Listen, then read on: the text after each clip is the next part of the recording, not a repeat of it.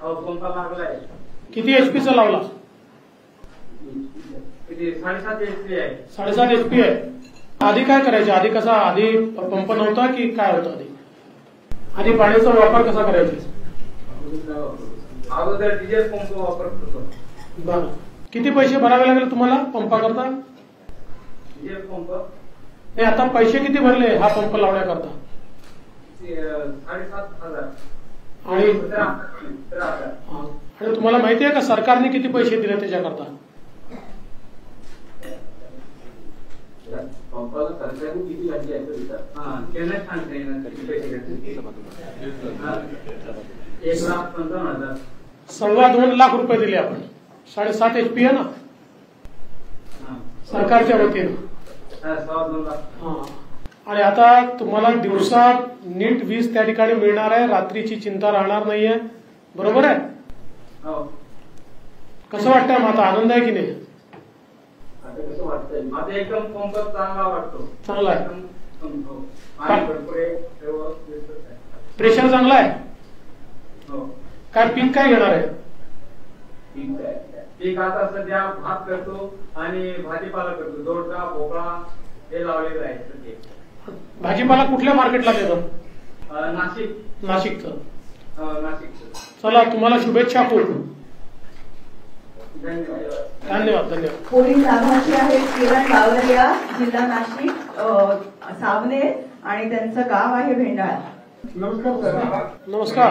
नारायण पंढरपुंगा, मुक्काम पोस्ट तालुका दिंडोरी, जिल्हा नाशिक.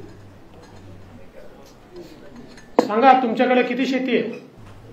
माझ्याकडे 12 एकर शेती आहे. बरं. मग आता पंप लागला?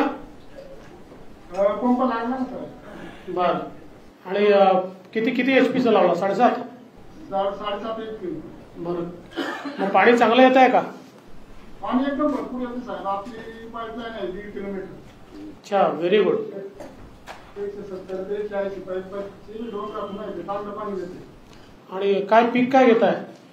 पीक आता टमाटा आहे, ढोबळी मिरची आहे, काकडे आहे. पूर्वीला आपण भाकर वडी नागरी करायची, पण आता वाढायची तर वळली. भाजी विकता कुठे मग? कुठल्या मार्केटला जाता? मार्केट नाशिक. नाशिक. ठीक आहे. तुम्ही समाधानी आहे? तुम्ही एकदम समाधानी. राज्याचे तुमच्या पहिले आभार मानायला पाहिजे.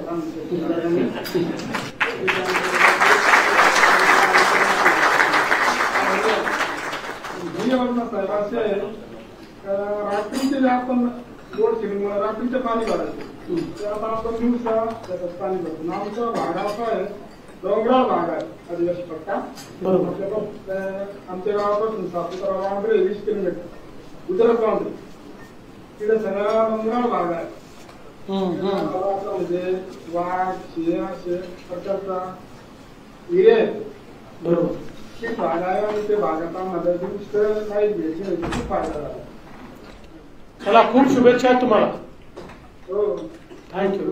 दिंडोरीवरून जाऊया नागपूरला. सावनेर तालुका, भेंडाळा, किरण बावरिया. नमस्कार सर. नमस्कार किरणजी. नमस्कार सर. लागला तुमच्याकडे पंप? हो साहेब, सोलार पंप लागला. किती एकर शेती आहे तुमच्याकडे? 2.25 एकर शेती आहे साहेब. आणि खूप चांगला आभार सरकारचा. कारण आधी खूप त्रास होता. ते नहेरवरून डिझेल पंपचं पाणी सिंचाई करावं लागलं. काय पीक काय घेता?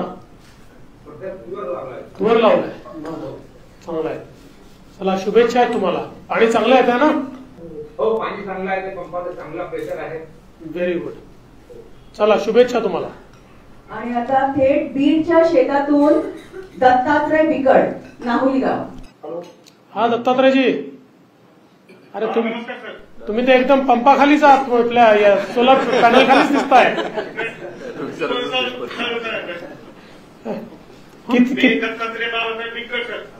जी नमस्कार. नमस्कार.